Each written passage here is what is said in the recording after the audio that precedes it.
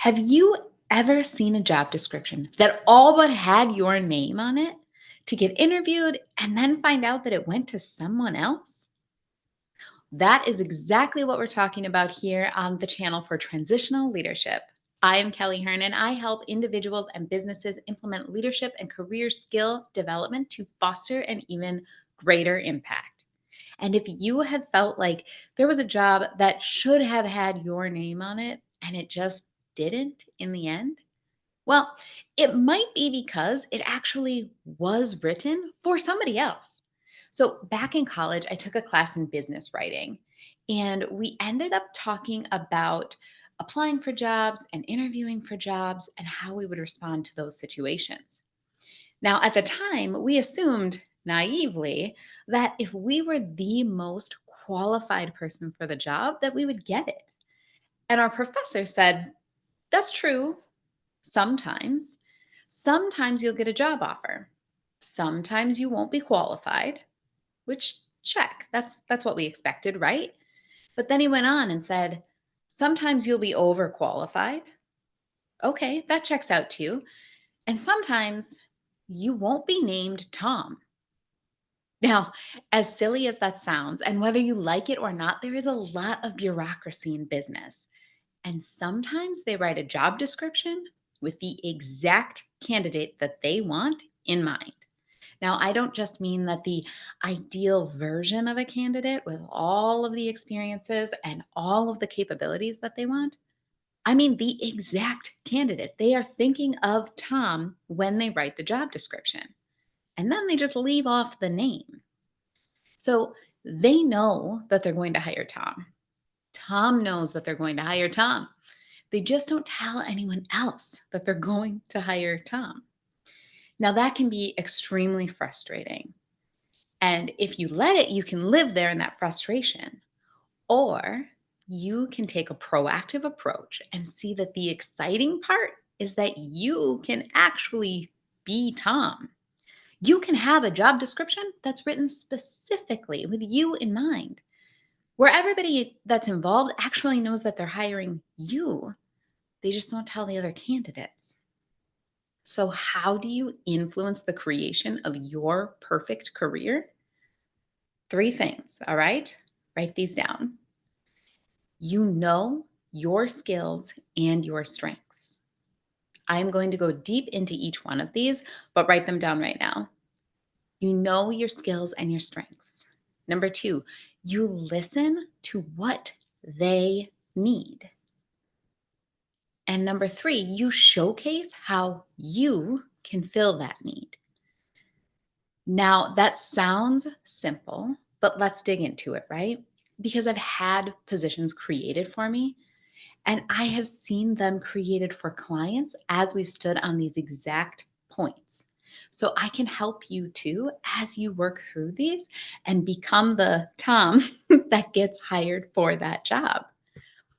Regardless of what your boss says when you ask them, what it will take to get promoted or to move into that next role that is just ideal in your mind, it's not about your years of experience. It's not about your certifications or your management presence. It's about filling the need that they may or may not know that they have. All right, are you ready to be the person who can fill that need? Let's talk about number one, knowing your skills and your strengths. Now, the best part is that you have the exact talents that you need right now to get the job of your dreams. I don't even know exactly who you are. I don't know exactly what your talents are, but I know that that is true. And that means that you can stop chasing after having more letters after your name. You can stop putting all of your efforts into going back to school or getting the right degree. You can start putting your energy into the talents that you have to develop those into the strengths that you need. Now, let's take an example because I know that that sounds just a little bit too good to be true. So, a great example is Michael Jordan. I know, just an amazing ball player, right? except he wasn't even outstanding at every aspect of his zone of genius. He wasn't an amazing basketball player in every aspect of basketball. He wasn't known to be a great passer. And it wasn't because he couldn't pass the ball. It wasn't because he didn't trust his teammates. It just didn't pay for him to put energy into assessing the court in that way or driving up his assists. Instead, he focused on shooting mid-range shots, actually, because even like his three-point game wasn't that great. He wasn't trying to drive up every number. He wasn't trying to hit all of the stats. He just got incredible at what he does best. And even though he retired more than 20 years ago now, he's still reaping the rewards of that focus and that effort. And now I can't promise that you will become the Michael Jordan of your industry, but what I can promise is that when you put the energy into the talents that you have and develop them into incredibly strong skills and strengths, you will have what you need to be great in your arena. All right, number 2, you need to listen to what they need. So stop trying to tell your boss or whomever you are wanting to work for what they need. Stop telling them. Even if you are 100% sure that you know, please just stop. You need to listen. When you listen, like really listen, you find out so much more about what they want, how they feel, and yes, what they actually need than you ever would have realized. So I was working with one client who wanted the two sides of IT to communicate better. Okay. Now, I'm not in IT, so we'll call it the break fix side and then the innovation and project side. Now, innovation was working on projects that would revolutionize the customer's experience on the website.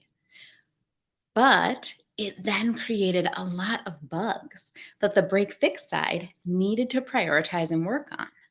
Now, this client of mine knew that they needed to communicate more. Cool. She tried telling them, but it didn't go anywhere because, like I said, that's not enough. You need to stop just telling everyone what they need. So, we worked on questions that would promote her curiosity. And we came to find out that what was really happening was the CIO, the chief information officer, was giving inconsistent directives to both of those two sides. He was expecting innovation to get something new off the ground every single quarter. And then he was expecting the break fix side to keep their tickets really low.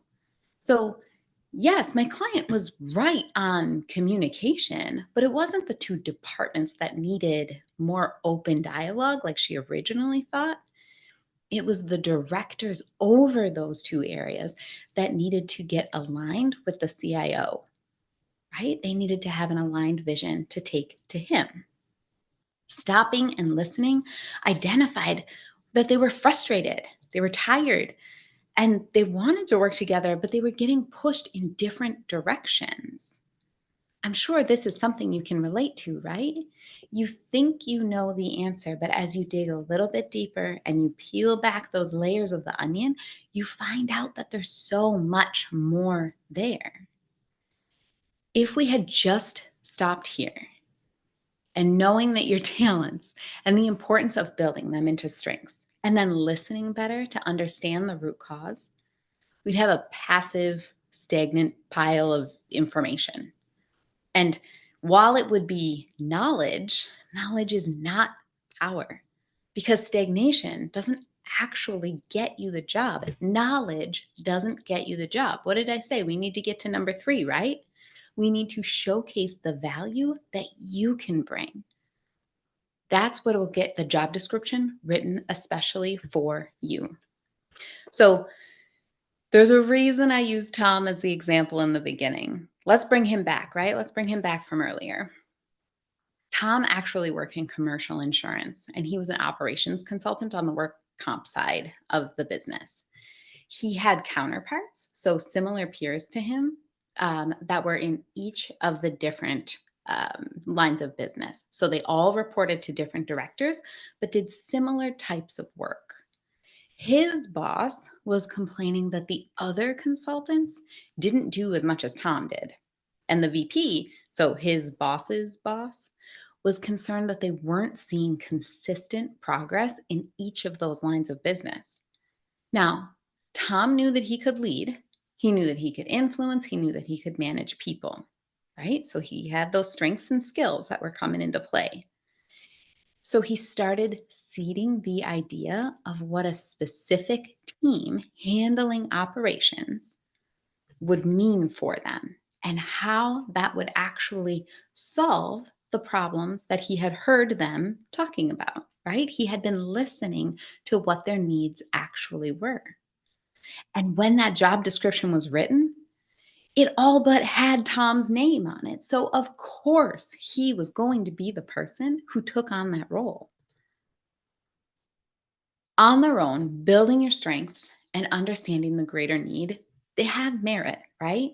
But without showcasing how you can fill the need, you're just a really insightful version of the exact role you play today.